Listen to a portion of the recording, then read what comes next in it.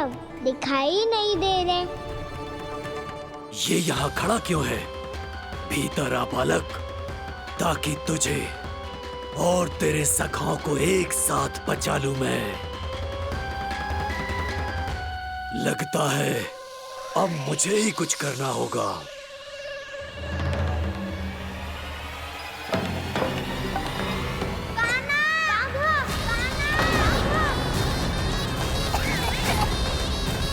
बसंता!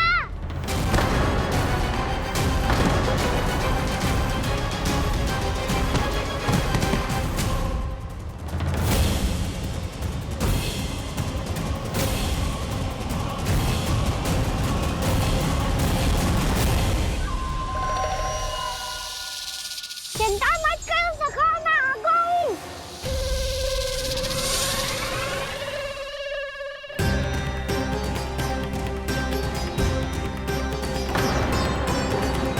मेरे सखाओ को शिकार बना के तुमने बहुत बड़ा पाप किया अगासुर। अब तुम्हें इसका दंड दूंगा मैं।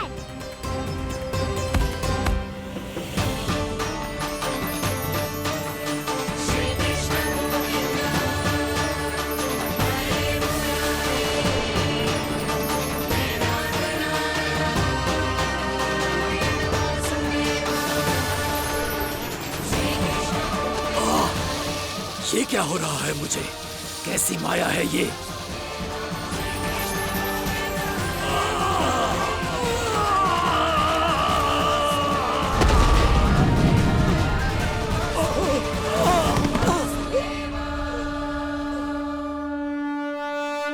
नारायण नारायण।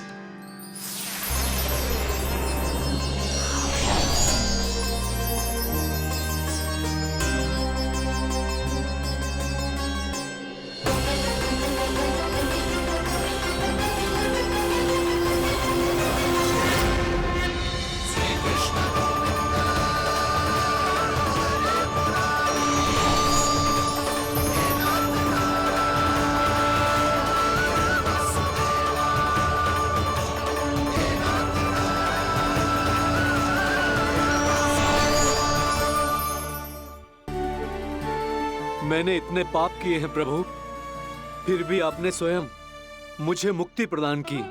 ऐसा सौभाग्य मुझे क्यों मिला प्रभु? ये तो होना ही था अगासुर। यही था विधि का विधान। पूर्व जन्म में तुम राक्षस शंखचूड़ के पुत्र थे, युवा थे, बहुत बलवान और कामदेव के समान आकर्षण होने के कारण बहुत गर्व हो गया था। एक दिन एक बहुत ही ज्ञानी और बलशाली ऋषि उसी नदी में स्नान कर रहे थे, जिसके स्वच्छ जल में स्नान करके तुम अपनी कांति को और भी अधिक बढ़ाने आए थे।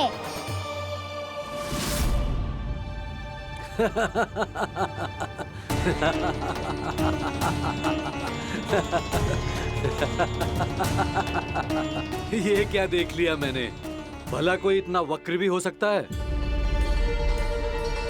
ए कुरुवृद्ध, इसी क्षण मेरी दृष्टि से दूर हो जा।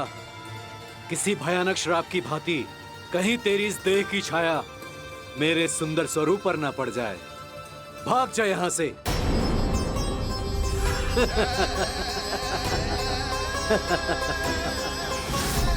अभी भान में आकर तुमने ऋषि अक्षावर का उपहास उड़ाया। उन्हें तुम्हारे सवार पर बहुत क्रोध आया और इसीलिए तुम्हें विधि का पाठ पढ़ाने के लिए उन्होंने तुम्हें श्राप दे दिया। तुझे अपने अभिमान का पश्चाताप न हुआ तो इस ऋषि का तपोबल व्यर्थ है। मैं तुम्हें श्राप देता हूं ऐ मूर्ख। तू इसी क्षण ब्रह्मांड का सबसे कुरूप सर्प बन जाएगा, कुरूप सर्प बन जाएगा।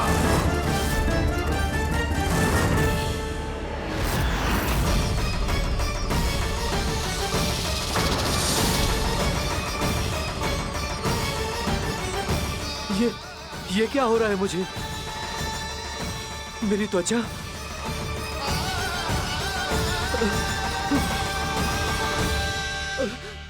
क्षमा ऋषिवर, क्षमा कर दीजिए मुझे। मुझसे बहुत बड़ा पाप हो गया ऋषिवर। मैं मूढ़ हूं, अज्ञानी हूं मैं, किंतु अब मुझे अपनी भूल का आभास हो गया है ऋषिवर। पश्चाताप की अग्नि में जल रहा हूं मैं। आप तो कृपालु हैं, दयालु हैं, मुझ पर कृपा करें, मुझ पर कृपा करें, क्षमा कर दीजिए मुझे, क्षमा कर दीजिए। मैंने तुम्हें क्षमा किया अघासुर, पर मैं चाहकर भी अपना श्राप वापस नहीं ले सकता।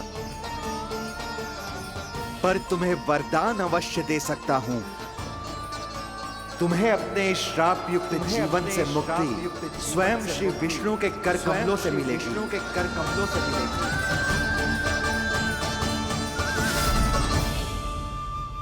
आज मैंने उनके माँ ऋषि के इसी वरदान को पूरा किया है। अब तुम भव साग के चक्र से मुक्त हो जाओगे।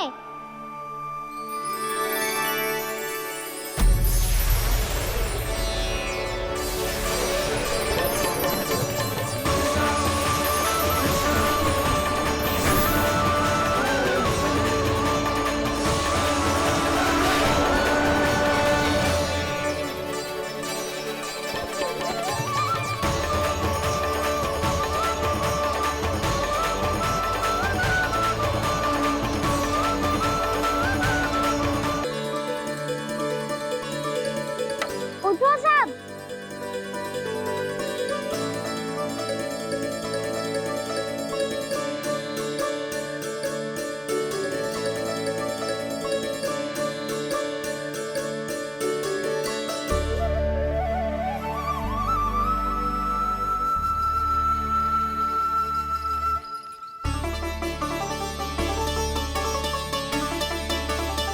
कान्हा,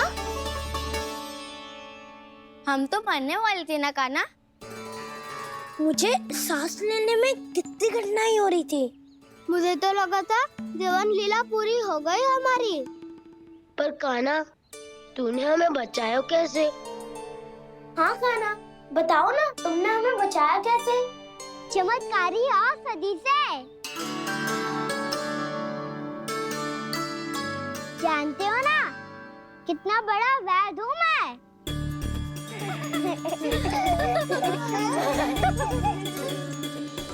मैंने तो इन सबसे पहले ही कही थी कि हमारे साथ कान्हा है तो भय काई का।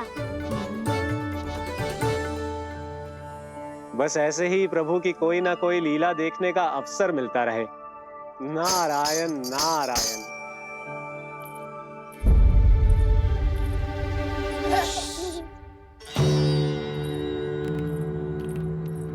तुम सबको भी मैया का स्वर सुनाई दे रहा है क्या? ना तो। अरे ध्यान से सुनो ना।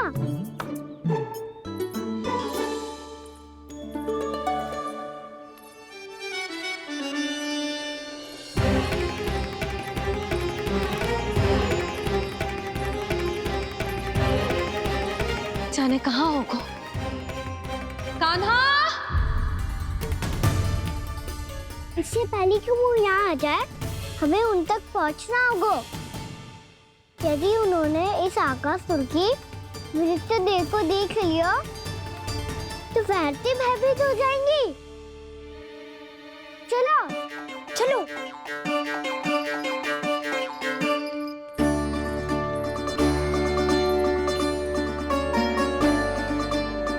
मैया,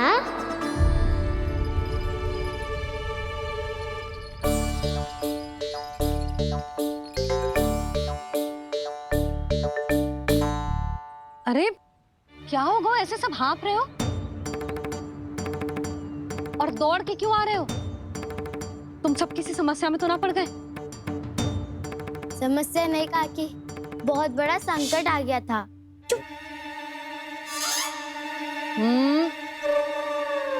बोलने दे उसे। कैसा संकट रे?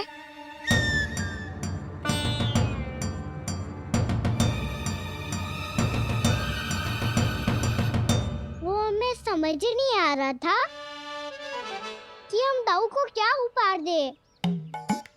आज उनका जन्मदिन है ना। तो फिर से कछु छुपा रहे है ना? कान्हा सत्य बता। अरे ना मैया, सखाओ हमें दाऊ को देने के लिए जो इकट्ठा करो है सब दिखा दो मैया को। ये देखो काकी, जे मैंने चुना है। काकी जी मेरा उपहार है, कैसा है? पर आप यहाँ क्यों आई हो मैया? अरे तुझे और तेरी टोली को भोजन खिलाने के लिए। ले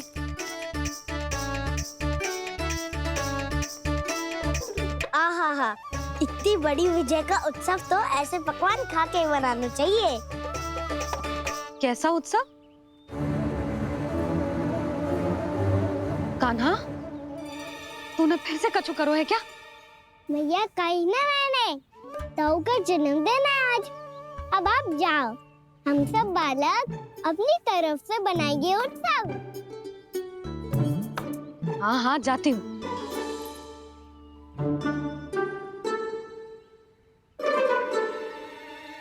क्या कही तूने?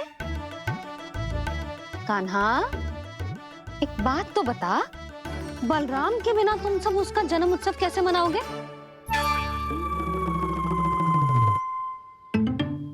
शीघ्रता से सब आश्रम आओ, चलो। फिर महर्षि गर्ग के साथ मिलकर तेरे दाऊ का जन्म उत्सव मनाएंगे। वो आज तेरे दाऊ के लिए विशेष पूजा भी करने वाले हैं। अब सब शीघ्रता से आओ, समझ आई?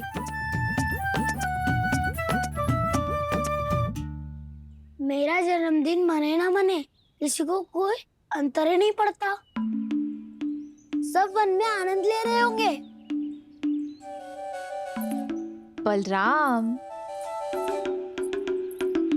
दुखी मत हो पुत्र, तुम्हारे सखा आएंगे ना तो मैं उन्हें स्मरण करा दूंगी, ठीक है? नहीं माँ, छोटा भाई होने के नाते कान्हा को स्वयं स्मरण रखना चाहिए था।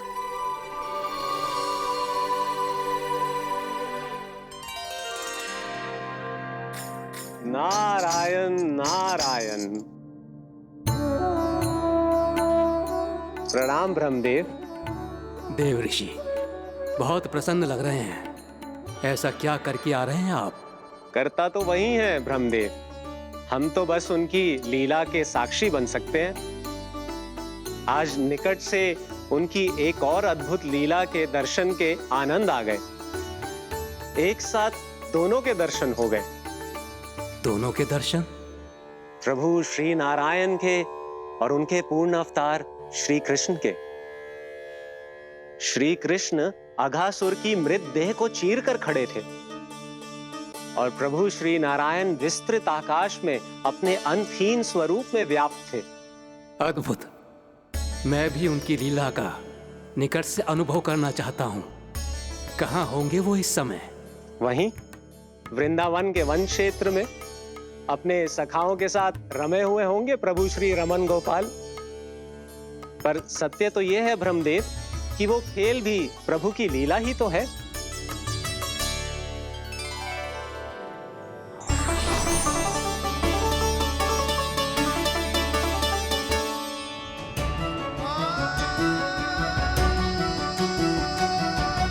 ये क्या कर रहे हैं श्री कृष्ण?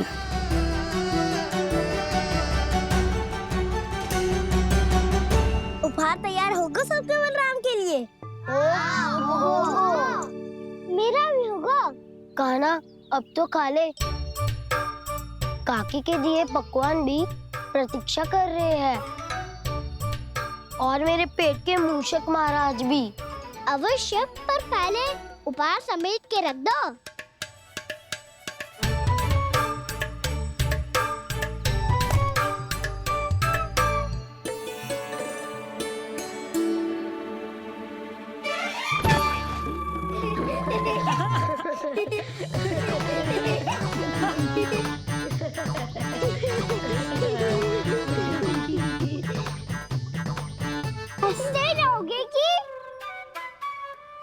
मुझे भी तो अवसर मिलना चाहिए ना।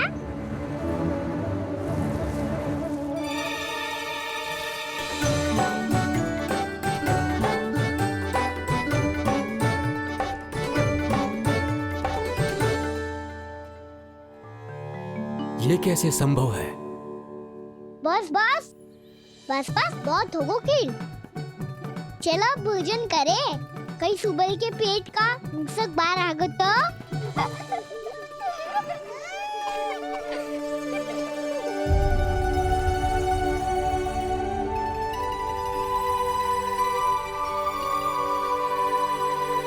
क्या ये सच में प्रभु ही हैं?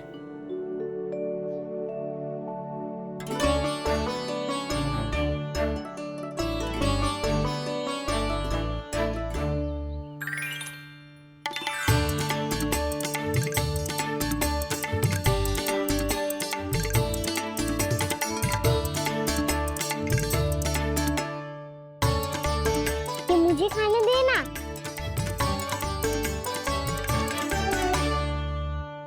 नहीं नहीं, ये असंभव है। ये प्रभु नहीं हो सकते। जो मिट्टी में खेलता हो, अपने सखाओं का झूठा खाता हो, साधारण बालक भी खेल खेल में जिस पर अपने हाथों और पांवों से प्रहार करते हो, जो स्वयं मिट्टी में लोटपोट होकर आनंद लेता हो, वो विष्णु अवतार कैसे हो सकता है? चरित्र के इसी रूप के लिए तो प्रभु ने अवतार लिया है ब्रह्मदेव। लगता है पृथ्वी पर पग धरते ही आप भी माया में पड़ गए ब्रह्मदेव। मैं ब्रह्मा हूं देव ऋषि, माया मुझे नहीं बांध सकती। पर सत्य आंखों के सामने है, फिर भी आप।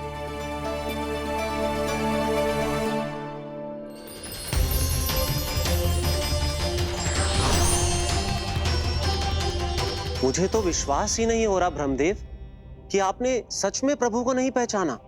मुझे भी विश्वास नहीं हो रहा है देव ऋषि कि आप तो प्रभु के परम भक्त होकर भी प्रभु को पहचान नहीं पाए। भक्ति में ऐसे रम गए कि एक साधारण बालक में भी प्रभु को देखने लगे।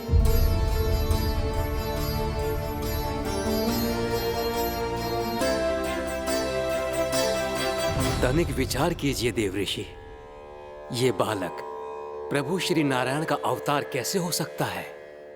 आप वही भूल कर रहे हैं जगत पिता, जो महर्षि दुर्वासा ने की थी। उन्हें भी ऐसा ही भ्रम हुआ था। देव ऋषि, ना मुझे भ्रम हुआ है ना भूल। फिर भी यदि आपको इस बालक पर विश्वास है तो क्यों ना इसकी परीक्षा ले ली जाए। यदि ये बालक सत्य में परम प्रभु श्री नारायण का अवतार है तो अपने प्रिय बछड़ों को लुप्त होने से तो बचा ही लेगा, है ना देव ऋषि?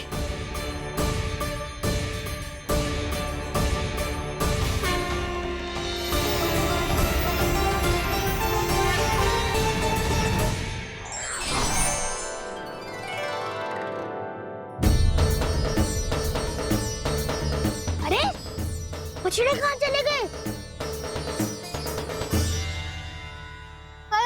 हो तो ना वो। चलो शीघ्र ढूंढने चलते हैं।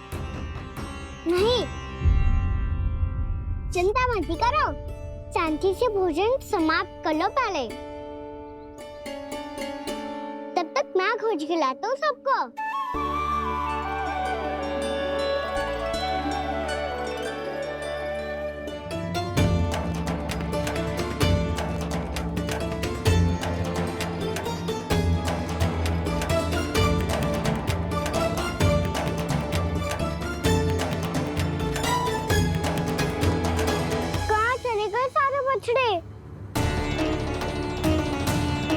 आकासुर के बाद अभी तक कोई और असुर भी नहीं भेजा मामा ने, तो फिर अचानक सब ऐसे लुप्त